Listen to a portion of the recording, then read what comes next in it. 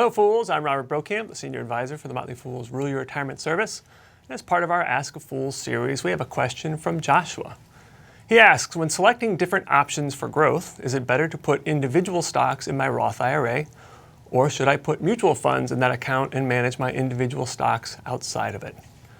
So the first answer to that is, what's the goal for the money? Obviously, if you need money in shorter term, it's not for retirement, you keep it outside of your IRA. You should be able to put money in there only for money that you can leave until you're at least 59 and a half.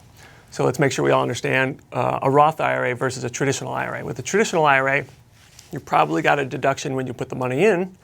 It grew tax deferred, which means you didn't pay taxes as it grew, but then when you take it out in retirement, then you'll pay taxes.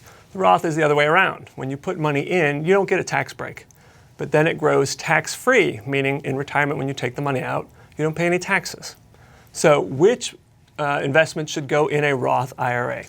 Well, when you think about it, you want your Roth to be bigger because that's the one that comes out tax-free, and a bigger tax-free account is always better. So when you think of what to put in the Roth, you have to think about what will produce the most growth.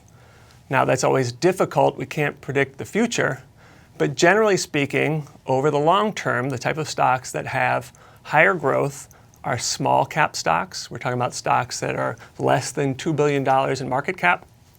And it might also be value or growth depending on the stock. So when you think of what to put in your Roth, think of the type of stocks that will probably produce the greatest return. Now, will that be your individual stocks, or will those be your mutual funds?